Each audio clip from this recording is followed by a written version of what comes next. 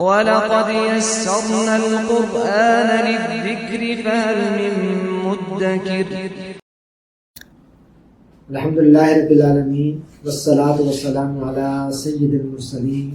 وعلی آلہ وصحبہ اجمعین. سبحان اللہ وبحمدہ سبحان اللہ العظیم. رب اشرح لی صدری ویسر لی امری واحلل عقدۃ من لسانی یفقہوا قولی. عزیزان گرامی، آج ہم انشاءاللہ اپنے اس دوسرے سیشن میں سورہ توبہ کا حاصل مطالعہ آپ کی خدمت میں رکھیں گے. سورہ توبہ جو ہے وہ مدنی صورت ہے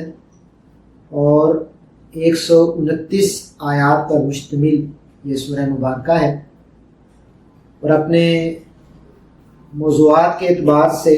ہم ان کو 5 گروپ میں تقسیم کر سکتے ہیں. پہلا گروپ آیت نمبر 1 تا 28. اس میں ہم یہ دیکھتے ہیں کہ بنی اسماعیل یعنی مشرکین عرب کے خلاف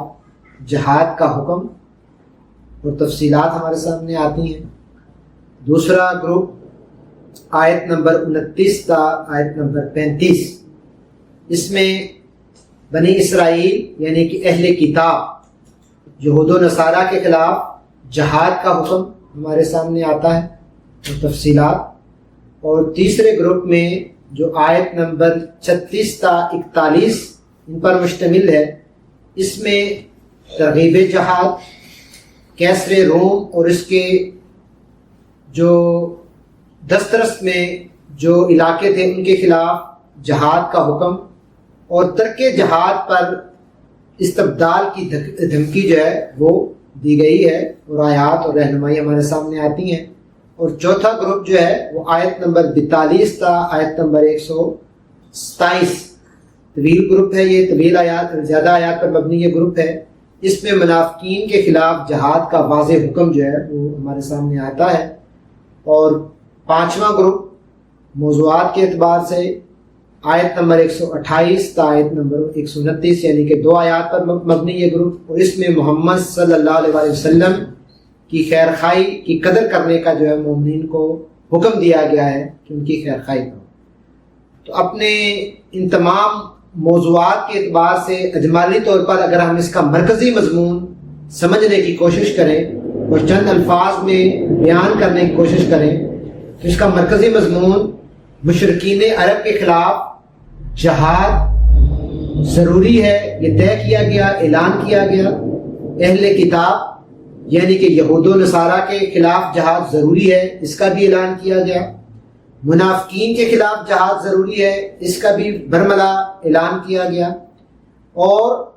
جو مسلمان ہیں، عام مسلمان ہیں اور اس صف میں نئے شامل ہوئے ہیں، عام مسلمانوں کو آپ کہہ سکتے ہیں، ان کی تربیت کے لیے جو لازمی اجزاء ہیں ان کے حوالے سے واعظ و تلقین کی گئی. تو اس طرح یہ سورہ مبارکہ جو ہے وہ انتہائی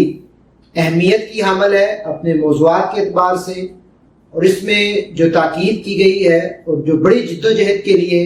آمادہ کیا گیا ہے اور رہنمائی فراہم کی گئی ہے، جہاد کے تفصیلی احکامات، جہاد کی غرض و غایت، جہاد کے مقاصد، اور جو باطل قوتیں ہیں ان کی بے کنی کرنے کے لیے جو پیش قدمی کرنا اور اگریسو انداز میں آگے بڑھنا اور اسلامی قوت میں اضافہ کرنا، بڑی جد و جہد کرنا انقلابی تحریک کے انداز میں، تو اس سورہ مبارکہ میں اس حوالے سے میں تفصیلات جو ہے وہ ملتی ہیں. یہ سورہ مبارکہ جو ہے وہ 8 اور 9 ہجری کے دوران مختلف مواقع پر مختلف اجزاء یعنی کہ مختلف خطبوں کی شکل میں فتح مکہ کے بعد جو ہے وہ نازل ہوئی. اس کے شروع میں بسم اللہ نہیں پڑھی جاتی. نبی کریم صلی اللہ علیہ وسلم نے اس کی رہنمائی فراہم کی ہے. اس کا مرکزی مضمون جس طرح میں نے کہہ دیا کہ آپ اگر ان 4 چیزوں کا بھی احاطہ کریں تو اس میں مرکزی مضمون یہی طے پاتا ہے کہ یہ جہاد، اصل میں اس کا موضوع جو ہے وہ جہاد ہے. ٹھیک. اور جہاد کا جو آغاز ہے وہ جنگ بدر سے ہو چکا تھا. پہلا مارکہ برپا ہوا، اس کے بعد کئی اور مارکے جو ہے وہ برپا ہوئے، اور ان مارکوں کا جو نقطہ عروج تھا وہ فتح مکہ اور غزوہ حنین و تبوک تھا. جو آخری مارکے جو ہے وہ نبی کریم صلی اللہ علیہ وسلم کی جو ہے وہ موجودگی میں جو غزوات ہوئے، تو نقطہ عروج آپ کہہ رہے کہ فتح مکہ تھا. تو یہ پوری ایک جدوجہد، تاریخی جدوجہد اس پورے 2 ہجری سے لے کر 8 اور 9 ہجری تک جو ہے ہم دیکھتے ہیں کہ وہ بڑی جدوجہد ہوئی. اس میں کئی واقعات ہمارے سامنے آتے ہیں، ان کی تفصیلات اگر آپ ان کی تاریخ اور پس منظر جاننا چاہیں تو تفصیلات جو ہے وہ کسی وقت بیان کی جا سکتی ہیں، تفاصیر میں موجود ہیں. تو بہرحال یہ مدنی دور کے انتہائی اہم سال جو تھے وہ یہ تھے کہ جس میں اسلامی ریاست، اسلامی قوت اپنے دائرہ اثر کو پھیلا بھی رہی تھی، تربیت و تنظیم بھی کر رہی تھی، اور دعوت و تبلیغ بھی کر رہی تھی، اور اپنی قوت کو بڑھا کر ان کا پورے قانون کو نافذ بھی کر رہی تھی، تمام قبائل کو اپنے جلوں میں لیے ہوئے آگے بڑھ رہی تھی. تو بہرحال آپ اس کے جو مباحث ہیں ان کو سمجھنے کی کوشش کریں تو مسلمانوں کو اللہ کے دین کے لیے جہاد اور انفاق کی ترغیب بڑے واضح انداز میں اس سورہ مبارکہ میں دی گئی، سورہ انفال میں بھی اور سورہ توبہ میں بھی. اور کمزوری دکھانے والے مسلمانوں کو تنبیہ بھی کی گئی اور ان کا احتساب بھی کیا گیا اور ان کو وقتی طور پر سزا بھی دی گئی اور پھر ان کی توبہ بھی قبول کی گئی. جب انہوں نے رجوع کیا تو انہوں نے اللہ تبارک و تعالیٰ نے ان کی توبہ قبول بھی کی. اور آخر میں اس سورہ مبارکہ کے بالکل اختتامی جو 2 آیات ہیں وہ بڑی انتہائی اہم اور قیمتی ہے کہ جس میں اللہ کے نبی صلی اللہ علیہ وسلم کی قدر کرنے کا حکم دیا ہے. امت مسلمہ کو اور صحابہ کو یہ واعظ کیا ہے کہ یہ جو نبی تمہارے درمیان موجود ہیں یہ کوئی عام ہستی نہیں ہے، یہ اللہ کا محبوب ہے، یہ نبی آخر الزماں ہیں اور ان کو رب کائنات نے مبعوث کیا ہے، اور یہ اپنے آپ کو جو ہلکان کیے ہوئے ہیں تمہاری فلاح کے لیے، تمہاری کامیابی کے لیے اور تمہاری فائدے کے لیے. ان کا اپنا کوئی فائدہ نہیں ہے، تمہارے فائدے کو جو ہے وہ دیکھ رہے ہیں. ان کی قدر کرو، ان کی بات کو مانو اور اطاعت کرو، پیروی اختیار کرو نبی کریم صلی اللہ علیہ وسلم کی. بڑی قیمتی آیات ہیں. اللہ تبارک و تعالیٰ نے سورہ مبارکہ کا آغاز انہی الفاظ سے کیا ہے، براءۃ من اللہ ورسولہ للذین عاہدتم من المشرکین فسیحوا فی الارض 4 اشہر واعلموا انکم غیر معجز اللہ وان اللہ مخزی الکافرین. یہ برات ہے اللہ اور اس کے رسول کی طرف سے ان لوگوں کی طرف جن کے ساتھ تم نے معاہدہ کیا مشرکین میں سے. بس ان سے کہہ دو چلو پھرو زمین میں 4 ماہ کی مدت تک اور جان لو کہ بے شک تم نہیں عاجز کر سکتے اللہ تعالیٰ کو، اور بے شک اللہ تعالیٰ رسوا کرنے والا ہے کفر کرنے والوں کو. تو یہ واضح طور پر اللہ تبارک و تعالیٰ نے یہاں پر جو ہے وہ کفار سے برات کا اعلان کر دیا. اور برات کا اعلان اس سے قبل صلح حدیبیہ میں ہم دیکھتے کہ ایک معاہدہ تشکیل پایا تھا، کفار مکہ کے ساتھ ایک معاہدہ تشکیل پایا تھا اور جنگ و جدال کے کچھ اصول جو ہے وضع کیے گئے تھے. پھر سب سے پہلے کفار مشرکین مکہ نے اس معاہدے کو توڑا. جب انہوں نے معاہدہ توڑا تو پھر اللہ تبارک و تعالیٰ نے بھی حکم نازل کر دیا کہ اب ہم بھی پابند نہیں ہیں، اب ہمارا بھی کوئی معاہدہ نہیں. برات کا اعلان، اس سورہ مبارکہ کا جو آغاز ہی جو ہے وہ برات سے ہوتا ہے کہ برات کا اعلان کر دو، اب ہمارا کوئی معاہدہ نہیں ہے کفار کے ساتھ، اب ہم آگے بڑھیں گے، جہاد کریں گے اور بزور طاقت جو ہے وہ ان کو سرنگو کریں گے، ان کی بے خونی کریں گے، ان کو جو ہے وہ زد پہنچائیں گے، نقصان پہنچائیں گے اور اسلام کو غالب کریں گے. اسلام اب قوت ہے، اسلام اب طاقت ہے، یہ حق اور سچ کی دعوت ہے، اس کو اب غالب ہو کر رہنا ہے اور غالب ہو کر جو ہے دکھایا گیا. اللہ کی نصرت مشیت کی بنیاد پر خود نبی کریم صلی اللہ علیہ وسلم کی حیات مبارکہ میں وہ دل اس تحریک نے دیکھا کہ اسلام اپنی تمام روشنیوں کے ساتھ، اپنی تمام تر رعنائیوں کے ساتھ، اپنی تمام تر رحمتوں کے ساتھ وہ غالب ہوا، اسلامی ریاست قائم ہوئی، اس کی رٹ جو ہے وہ معاشرے پر قائم ہوئی. تو یہ جو چیز ہے پہلے مرحلے پر بتوں کا جو ہے وہ صفایا کیا گیا. فتح مکہ میں مکہ خانہ کعبہ سے تمام بتوں کو پامال کر دیا گیا اور نکال دیا گیا. اور دوسرے مرحلے میں اہل کتاب کو جو ہے وہ مدینہ چھوڑنے کا، خروج کرنے کا حکم دیا گیا کہ اب تمہاری جگہ نہیں ہے، اب تم یہاں نہیں رہ سکتے، تم غدار ہو، تم منافق ہو، تم بغض میں مبتلا ہو، تم نے اس اسلامی قوت کو نقصان پہنچانے کی ہر تدبیر کی ہے، ہر حربہ استعمال کیا ہے، تمہیں بہت برداشت کر لیا، اب تمہاری اس سلطنت میں کوئی جگہ نہیں۔ پھر ان کو خروج مدینہ سے نکال پڑے پھینکا گیا، مکہ سے نکال پڑے پھینکا گیا، ان کی جگہ نہیں پھر وہاں پر تھی۔ تو یہ جو ہے پھر ان کے سامنے واضح طور پر یہ بات کی گئی، اب تمہارے سامنے 3 ہی راستے ہیں۔ ایک یہ راستہ ہے کہ مسلمان ہو جاؤ، اللہ پر ایمان لے آؤ اور یہ کلمہ ادا کر دو کہ اشہد اللہ الہ الا اللہ واشہد ان محمد عبدہ ورسولہ، اس کی گواہی دے دو، اقرار کر لو، مسلمان ہو جاؤ۔ اگر تم یہ نہیں کرتے تو پھر اس ملک کو چھوڑ دو، اب تمہاری مدینہ اور مکہ میں کوئی جگہ نہیں۔ اگر یہ نہیں کرتے، بات نہیں مانتے، تو پھر لڑائی کے لیے تیار ہو جاؤ۔ اب تمہارے اور ہمارے درمیان فیصلہ جو ہے وہ تلوار کرے گی، جنگ کرے گی۔ اب تلوار کی واضح و نصیحت تمہیں کر دیکھی، تمہیں ہم نے بارہا تنبیہ کی، ہدایات بھیجی، کوشش کی، لیکن تم نے نہیں کی، تو اب پھر تلوار فیصلہ کرے گی۔ 4 ماہ کی مہلت دی کہ اب 4 ماہ کے اندر اندر جو ہے وہ تم حرم سے جو ہے وہ باہر منتقل ہو جاؤ۔ جو معاہدے کی خلاف ورزی نہ کرنے والے تھے ان کو جو ہے معاہدوں کے اختتام تک امان دی گئی۔ جتنا معاہدہ تھا ان کے ساتھ، جنہوں نے خلاف ورزی نہیں کی تھی، جنہوں نے کی، ان کو تو یہ واضح طور پہ اعلان دے دیا گیا، اور جن قبائل نے معاہدے کی پاسداری کی تو ان کو معاہدے کے اختتام تک جو ہے وہ امان دی گئی اور مہلت دی گئی۔ اس کے بعد پھر ان کے سامنے بھی یہ 3 جو ہے وہ شرائط جو ہے وہ رکھی گئی۔ پھر اللہ تبارک و تعالیٰ نے آیت نمبر 24 میں مومنین کو یہ تو وہ ہے میں جو آپ کے سامنے بات رکھی کہ جو کفار مکہ کو اور مجموعی طور پر باطل قوتوں کو مخاطب کر کے اللہ تبارک و تعالیٰ نے حکم دیا ہے۔ پھر جو ہے آیت نمبر 24 میں اللہ تبارک و تعالیٰ نے مومنین کو مخاطب کر کے اور ان کے ایمان کو جو ہے اگر کہیں وہ متزلزل ہے، تذبذب کا شکار ہے، تو ان کو یہ کہہ دیا، واضح طور پر یہ حکم دیا کہ کل ان کانا آباؤکم و ابناؤکم و اخوانکم و ازواجکم و عشیرتکم و اموال اقترفتموها و تجارت تخشون کسادها و مساکن ترضونها احب الیکم من اللہ و رسولہ و جہاد فی سبیلہ فتربصوا حتی یاتی اللہ بامرہ واللہ لا یہدی القوم الفاسقین، کہ کہہ دو کہ اگر تمہارے باپ اور بیٹے اور بھائی اور عورتیں اور رشتہ دار اور مال جو تم کماتے ہو اور تجارت جس کے بند ہونے سے ڈرتے ہو اور مکانات جن کو پسند کرتے ہو خدا اور اس کے رسول صلی اللہ علیہ وسلم سے اور خدا کی راہ میں جہاد کرنے سے تمہیں عزیز تر ہے، تو ٹھہرے رہو یہاں تک کہ خدا اپنا حکم یعنی کہ عذاب بھیجے، اور خدا نافرمان لوگوں کو ہدایت نہیں دیتا۔ یہاں پر جو یہ کون سے تعلقات ہیں، یہ کون سے روابط ہیں جو ایمان کی حلاوت میں رکاوٹ بنتے ہیں، جو لذت ایمان میں حائل ہوتے ہیں، یہ وہ تعلقات اور روابط ہیں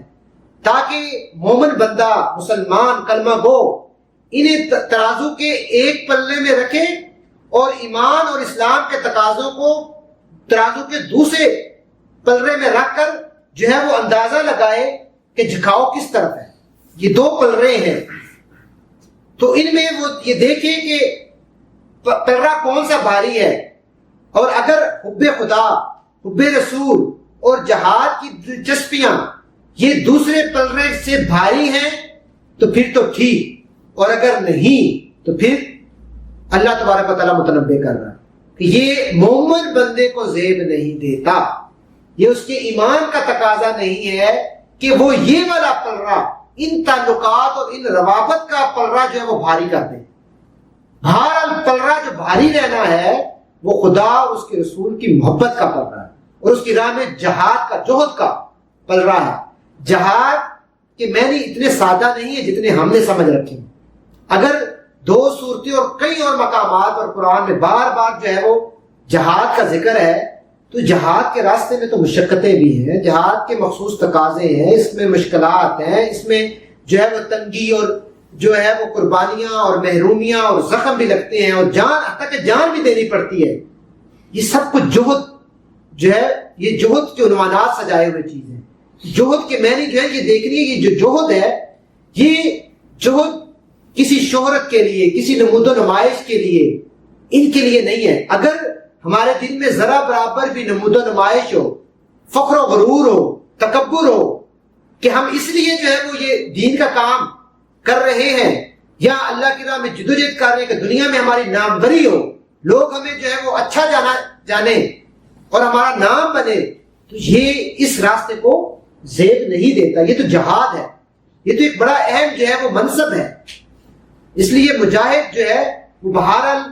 آخرت کو پیش نظر رکھتا ہے, اور آخرت میں کامیابی کے لیے ہی تو وہ اپنی جان کو ہتھیلی میں رکھ کر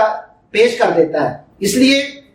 یہاں پر خبردار کیا جا رہا ہے کہ یہ بہرحال ایک عظیم ذمہ داری ہے جو تم پر ڈالی جا رہی ہے, امت مسلمہ پر ڈالی جا رہی ہے, مومنین پر ڈالی جا رہی ہے. اس راستے میں مشقتیں بھی آئیں گی, اور کسی بھی لمحے جو ان تعلقات کا, ان روابط کا پلڑا ہے وہ بھاری نہ ہونے دینا. اگر یہ پلڑا بھاری ہو گیا تو پھر یہ سمجھ لو کہ تم نے اپنی ذمہ داری پوری نہیں کی, اور جب اگر تم نے اپنی ذمہ داری نہیں پوری کی تو پھر انتظار کرو اس وقت تک جب اللہ تعالیٰ اپنا فیصلہ کر لیں. اور واللہ لا یہدی القوم الفاسقین, کہ اللہ فاسق لوگوں کی جو ہے وہ رہنمائی نہیں کرتا. فسق میں کون مبتلا ہوتے ہیں کہ جو سمجھنے بوجھنے کے باوجود, جو شعور حاصل کرنے کے باوجود دین سے پھر جائیں اور دین میں آمیزش کر دیں اور دین میں ملاوٹ کر دیں اور فساد پھیلائیں اور راستے سے ہٹ جائیں. اس لیے یہ پوری امت مسلمہ سے یہ مطالبہ کیا جا رہا ہے, یہ اسلامی معاشرے سے مطالبہ کیا جا رہا ہے, یہ کسی فرد سے مطالبہ نہیں کیا جا رہا ہے. کل انکان کان آباؤکم, یہ پوری اسلامی معاشرے سے مطالبہ کیا جا رہا ہے, پوری امت مسلمہ کو جو ہے وہ, کہ پوری امت مسلمہ کی اسلامی معاشرے کی ترجیح, ان کا نصب العین اسلامی نظریہ حیات ہونا چاہیے, اور اس نظریہ حیات کے غلبے کے لیے جہاد فی سبیل اللہ کے تقاضوں کو پورے کرنے کے لیے وہ توقع کریں. یہ الگ بات ہے کہ جہاد کے کئی مراحل ہیں, یہ اجتہاد امت ہوگا کہ اس وقت کون سا مرحلہ درپیش ہے اور اس مرحلے کے کیا تقاضے ہیں. یہ جو قتال ہے یہ تو آخری مرحلہ ہے, لیکن اس سے پہلے کہ اس وقت کے حالات کے مطابق, جس طرح ہم دیکھتے ہیں کہ دور نبوت میں نبی کریم صلی اللہ علیہ وسلم نے مکی دور میں ایک دعوت و تنظیم کا اور تربیت کا کام کیا, پھر جو ہے وہ مدنی دور میں آ کر جب ریاست قائم ہوئی تو پھر جہاد کے لیے دائرہ وسیع کیا. تو یہ تو اسلامی تحریک کو اس وقت کے حالات کے مطابق یہ طے کرنا ہے کہ اس وقت جو ہے وہ کیا صورتحال اور ہم کس مرحلے میں ہیں اور اس مرحلے کے کیا تقاضے ہیں. لیکن مجموعی طور پر ہر لمحے جو ہے وَأَعِدُّوا لَهُمُ اسْتَطَعْتُمْ, کہ اپنی جو ہے وہ قوت کو اور اپنے ہتھیار کو جو ہے وہ تیار رکھو اور جہاد کے لیے آمادہ رکھو. پھر اللہ تبارک و تعالیٰ نے آیت نمبر 32 اور 33 میں اعلان کر دیا کہ یریدون ان یطفئوا نور اللہ بافواہہم ویأبی اللہ الا ان یتم نورہ ولو کرہ الکافرون والذی ارسل رسولہ بالہدی ودین الحق لیظہرہ علی الدین کلہ ولو کرہ المشرکون, کہ مشرکین اور یہود و نصارہ کتاب اللہ کے نور کو بجھانا چاہتے ہیں لیکن ان کی پھونکوں سے یہ نور بجھایا نہ جائے گا. اللہ اپنے نور کو مکمل کر کے رہے گا, اسلام کو غالب کر کے رہے گا. وہی تو ہے جس نے اپنے پیغمبر کو ہدایت اور دین حق دے کر بھیجا تاکہ اس دین کو دنیا کے تمام ادیان پر جو ہے وہ غالب کر دے, اگرچہ کافروں کو یہ کتنا ہی ناگوار گزرے. اس لیے دیکھیے اہل کتاب جنہوں نے دین میں انحراف کیا, ان کا جرم کیا تھا, ان کا قصور کیا تھا کہ وہ حقیقی دین سے منحرف ہو گئے تھے, سچے دین سے جو ہے وہ منحرف ہو گئے تھے. ان کا قصور یہی تھا کہ اللہ کے سوا دوسری شخصیات کو, ہستیوں کو رب بنا لیا تھا, آخرت پر ایمان کا نہیں رہا تھا, اور انبیاء کو جھٹلانا انہوں نے شروع کر دیا. ٹھیک, اور یہ ان کا ناقابل معافی جرم ہے. لیکن اس سے بڑا جو انہوں نے جرم کیا, ایک تو انہوں نے اللہ کا انکار کیا, اللہ کے رسولوں کو جھٹلایا, آخرت کے عقیدے کو میں ملاوٹ پیدا کر دی. پھر جو اگلا جرم کیا جو ناقابل تلافی جرم ہے کہ انہوں نے دین حق کے خلاف اعلان جنگ کر دیا, مد مقابلہ کھڑے ہوئے, خود نبی کریم صلی اللہ علیہ وسلم کے مد مقابلہ آ گئے, اسلامی قوت کے مد مقابلہ آ گئے. تو یہ جو نیا جو دین حق تھا, جو نئی روشنی لے کر پھیل رہا تھا اور جو اپنے چراغوں کو جو ہے وہ جلاتا جا رہا تھا, ان چراغوں کو بجھانے کے لیے, اس دعوت حق کو ختم کرنے کے لیے انہوں نے جو ہے وہ سازشیں کی, تدابیر اختیار کی, جنگ پر اپنے آپ کو آمادہ کیا. اس نظام کو برباد کرنے کے لیے جو ہے جو اس دعوت حق نے تشکیل پایا تھا, تو اس کو برباد کرنے کے لیے وہ آ کھڑے ہوئے. تو اس لیے کہا کہ یہ تم اس میں کامیاب نہیں ہو سکتے۔ تم جتنی تدابیر کر لو، اللہ اپنی تدبیر کرے گا، اللہ تبارک و تعالیٰ کی اپنی مشیت ہے، اللہ تعالیٰ اس نور کو جو ہے وہ ہلا کے رہے گا۔ پھر اللہ تبارک و تعالیٰ نے کہا کہ دین حق، یہاں پر یہ سمجھنا بڑا ضروری ہے۔ بار بار ہم تصور دین کی بات کر رہے ہیں، عقیدہ توحید کی بات کر رہے ہیں، نظام زندگی کی بات کر رہے ہیں، اور مسلسل یہ بات ہمارے کنسیپٹ کو دیکھیں، مائنڈ سیٹ بڑا امپورٹنٹ ہے، عقیدہ بڑا امپورٹنٹ ہے، عقیدہ ہی آپ کو عمل کے اوپر ابھارتا ہے۔ تو دین حق کیا ہے؟ دین حق کیا اللہ پر اعتقاد، اللہ کی وحدانیت اور اس کی پرستش اور اللہ کی نازل کردہ شریعت تک محدود ہے، بلکہ ان تینوں چیزوں کے ساتھ اللہ کی دی ہوئی شریعت کے نفاذ کا بھی دین حق مطالبہ ہے۔ یہ سارا کلی دین ہے، اور اسی کو کل دین کہا جاتا ہے، طریقے زندگی کو۔ دین کا مطلب ہی یہ ہے کہ اللہ کی مکمل اطاعت کی جائے اور مراسم عبودیت اور اللہ کے قانون کو تسلیم کیا جائے، نہ فقط مراسم عبودیت تک جو ہے وہ دین کو محدود کر دیا جائے۔ یہ مراسم عبودیت اس دین کا حصہ ہیں، شریعت کا حصہ ہیں، لیکن دین جس کا نام ہے وہ ان تمام عنوانات کا نام ہے، جس میں اللہ کی بندگی بھی ہے، عقیدہ بھی ہے، جس میں اطاعت بھی ہے، شرک سے اجتناب بھی ہے، اور جس میں قانون سازی بھی ہے۔ تو اس لیے بجا طور پر یہاں پر یہ بات سمجھنا ہوگی کہ دراصل دین جو ہے وہ ایک نظام زندگی کا نام ہے، لہٰذا جو لوگ اس دین کے علاوہ کسی اور نظام کو تسلیم کرتے ہوں، اس کی اطاعت کرتے ہوں، ان کے تصورات کو صحیح سمجھتے ہوں اور ان کی اتباع کرتے ہوں اور ان کے ساتھ وفاداری کا دم بھرتے ہوں، تو پھر وہ اس دین پر تو ایمان نہیں لائے، ان کا پھر یہ دین نہیں ہے، وہ پھر یہ دعوے کا حق نہیں رکھتے کہ ہمارا دین دین اسلام ہے، پھر ان کا دین دین اسلام نہیں ہے۔ ہاں ان کا دین یورپ ہے، ہاں ان کا دین امریکہ ہے، ہاں ان کا دین جو ہے وہ روس ہے، ہاں ان کا دین کوئی اور ملک ہو سکتا ہے جن کی وہ تہذیب کو مانتے ہیں، جس کے قانون کو وہ مانتے ہیں، جن کے عدالتی نظام کو وہ مانتے ہیں۔ دین پھر ان کا ووٹ ہے، جن کے ساتھ وہ محبتوں کی پینگیں جو ہے وہ ڈالتے ہیں، جن کے ساتھ دوستی اور یاری کا رویہ اختیار کرتے ہیں، جبکہ اللہ تبارک و تعالیٰ بار بار یہ کہہ رہے ہیں کہ یہود و نصارہ کے ساتھ دوستی نہ کرو۔ یہ چیزیں نبی کریم صلی اللہ علیہ وسلم نے اس دین کو عملاً غالب کر کے دکھایا، اللہ تبارک و تعالیٰ نے ان کو یہ جو ہے وہ سعادت نصیب کی اور عملاً یہ دین معاشرے میں قائم ہوا۔ اور پھر آپ صلی اللہ علیہ وسلم کی رحلت کے بعد خلفائے راشدین کے دور میں بھی یہ دین بدجاہتاً قائم رہا اور نظام قائم رہا۔ ان ادوار میں دین اپنی ان تمام تر اصولوں کے ساتھ جو ممتاز اور غالب رہا۔ اب یہ ہے اس کے بعد یہ ذمہ داری منتقل ہوئی امت مسلمہ پر۔ اب ہمیں یہ دیکھنا ہے کیا ہم وہ ذمہ داری ادا کر رہے ہیں یا نہیں کر رہے۔ پھر اللہ تبارک و تعالیٰ نے آیت نمبر 38 میں صحابہ اکرام کے تذبذب کو جو ہے وہ ہائی لائٹ کیا ہے اور یہ تاکید کی ہے کہ اس تذبذب کو اپنے دلوں سے نکال دو۔ وہ تذبذب کی کیا کیفیت ہے؟ اللہ تبارک و تعالیٰ فرما رہے ہیں کہ اے لوگو جو ایمان لائے ہو، تمہیں کیا ہو گیا ہے کہ جب تم سے اللہ کی راہ میں نکلنے کے لیے کہا گیا تو تم زمین سے چمٹ کر رہ گئے؟ کیا تم نے آخرت کے مقابلے میں دنیا کی زندگی کو پسند کر لیا ہے؟ جب تمہیں درس قرآن کا کہا جاتا ہے تو تمہارے دنیاوی معاملات آڑے آ جاتے ہیں، جب تمہیں دین کی دعوت دی جاتی ہے، جب دین کے کام کے لیے، اثار و قربانی کے لیے، دین کے لیے وقت نکالنے کی لیے بات کی جاتی ہے، انفاق فی سبیل اللہ کی بات کی جاتی ہے، غریب مسکینوں کی مدد کے لیے بات کی جاتی ہے، تو تم اپنی جو ہے وہ تمہاری جیبیں ہلکی نہیں ہوتی، تمہارے اندر تذبذب کی کیفیت طاری ہو جاتی ہے۔ تم نے کیا آخرت کے مقابلے میں دنیا کی زندگی کو پسند کر لیا ہے؟ ایسا ہے تو تمہیں معلوم ہو کہ دنیاوی زندگی کا یہ سب سر و سامان آخرت کے مقابل بہت تھوڑا ہے، بڑا قلیل ہے۔ یہ ابدی زندگی نہیں ہے، یہ دائمی زندگی نہیں ہے۔ جب وہ غار میں دو تھے اللہ تعالیٰ نے تب بھی ان کی مدد کی تھی اور اب بھی کر سکتا ہے۔ حضرت ابو بکر اور حضرت نبی کریم صلی اللہ علیہ وسلم دو ہی تھے نا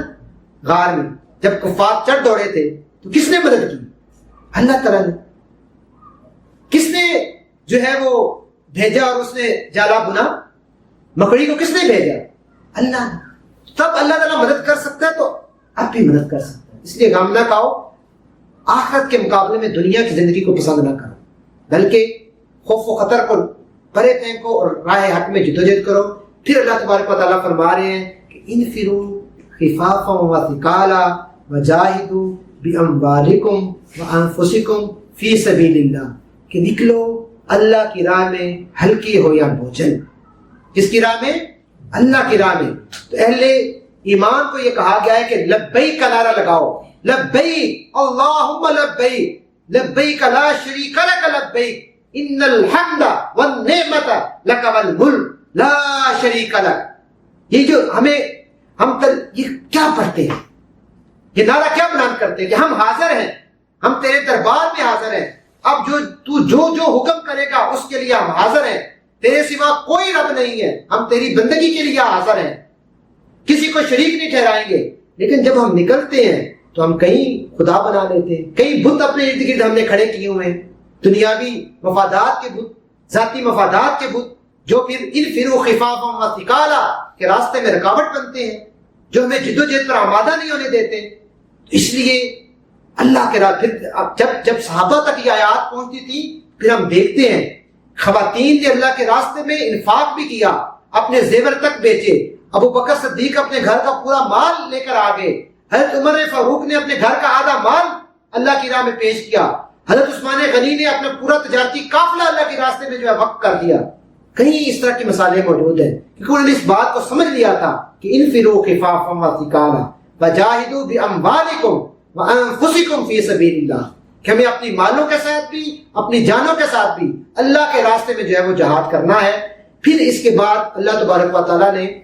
غزوہ تبوک کا ذکر کیا ہے۔ آیت 9 ہجری میں غزوہ تبوک واقعہ ہوا اور 30,000 مجاہدین کے ساتھ جو ہے اللہ کے نبی صلی اللہ علیہ وسلم نے پیش قدمی کی۔ تبوک پہنچ کر 1 ماہ تک جو ہے وہ کیسے روم کا انتظار کرتے رہے، لیکن ان تک دھاک بیٹھ گئی، دہشت بیٹھ گئی اور وہ مقابلے میں نہ آئے۔ تو یوں جنگ کے بغیر ہی مسلمانوں کو جو ہے وہ فتح نصیب ہوئی، اور قریبی جو قبائل تھے، اللہ کے نبی صلی اللہ علیہ وسلم نے ان 1 ماہ قیام کے دوران ان کے ساتھ دوستیاں کی، تجارت کی اور وہاں پر اپنی دعوت کو جو ہے وہ پھیلایا۔ لیکن اسی دوران جو ہے جو کچھ صحابہ اپنی ایمانی کمزوری کی بنیاد پر جو ہے وہ اس جنگ پر نہیں جا سکے تھے، ان کو جھجھوڑا، ان کو جو ہے وہ متنبع کیا، ان کی سرزنش کی کہ پیچھے رہ جانے والے خوش ہیں، جو پیچھے وہ اس پر راضی کہ وہ پیچھے رہ گئے۔ تو پھر ان کو جو ہے وہ جب یہ بات پہنچی، انہوں نے احساس ان کے اندر پیدا ہوا، پھر انہوں نے رجوع اللہ کیا، پھر ان کی معافی کو جو ہے وہ اللہ تبارک و تعالیٰ نے قبول کیا۔ پھر آخر میں آیت نمبر 60 میں جو ہے درمیان میں آخر تو اس میں دوسرا حصہ انشاءاللہ ہم کریں گے۔ آیت نمبر 60 میں اللہ تبارک و تعالیٰ نے زکوٰۃ کے 8 مصارف جو ہے وہ بیان کیے۔ اللہ تبارک و تعالیٰ نے فرمایا ہے کہ یہ صدقات تو دراصل فقیروں اور مسکینوں کے لیے ہیں اور ان لوگوں کے لیے ہیں جو صدقات کے کام پر مامور ہیں اور ان کے لیے جن کی تالیف قلب مطلوب ہے، نیز یہ گردنوں کو چھڑانے اور قرض داروں کو کی مدد کرنے اور راہ خدا میں اور مسافر نوازی میں استعمال کرنے کے لیے ہیں۔ ایک فریضہ ہے اللہ کی طرف سے اور اللہ سب کچھ جاننے والا اور دانا اور بینا ہے۔ یہاں پر زکوٰۃ کے 8 مصارف بیان کیے گئے، ان کی تفصیلات میں جانے کا وقت نہیں ہے، تو 8 مصارف کو جو ہے وہ ذہن نشین کر لیجئے کہ زکوٰۃ کے 8 مصارف اس سورہ مبارکہ میں جو ہے وہ بیان کیے گئے۔ اور یہ یاد رکھیے کہ جو زکوٰۃ کا پورا نظام موجود ہے، یہ دراصل جو ہے وہ انسانوں کی بھلائی کے لیے اور مسلمانوں کے درمیان اور معاشرے میں انسانوں کے درمیان باہمی محبت اور بھائی چارگی کا یہ سبب بننے کا لیے نظام ہے، اور یہ انسانی سوسائٹی کی فضا میں جو ہے وہ ایسی جو ہے وہ کیفیت برپا کرتا ہے کہ جس کے نتیجے میں جو ہے وہ ایک ہمدردی کی فضا پیدا ہوتی ہے اور انسانیت کے زخموں پر زخم جو ہے وہ بجائے نمک چھڑکنے کے بلکہ زخموں کا مداوع کرنے کے لیے یہ پوری تدبیر اختیار کی گئی ہے، اور اس کی برکات جو ہے وہ ہم اثرات دیکھتے ہیں کہ پورے معاشرے میں ہمیں اس کی برکات جو ہے وہ نظر آتی ہیں۔ اور پھر یہ ہے کہ ارتکاز دولت کہ دولت جو ہے وہ ایک جگہ پر مرتکز نہ ہو جائے بلکہ اس کا وسعت ہو۔ تو یوں ان آیات میں اللہ تبارک و تعالیٰ نے زکوٰۃ کی جو ہے وہ مصارف بیان کیے ہیں، اور اس کے بعد پھر اللہ تبارک و تعالیٰ نے مومنین سے فرمایا کہ ان مومن مردوں اور عورتوں سے اللہ کا وعدہ ہے کہ انہیں ایسے باغ دے گا جن کے نیچے نہریں بہتی ہوں گی اور وہ ان میں ہمیشہ رہیں گے، ان سدا بار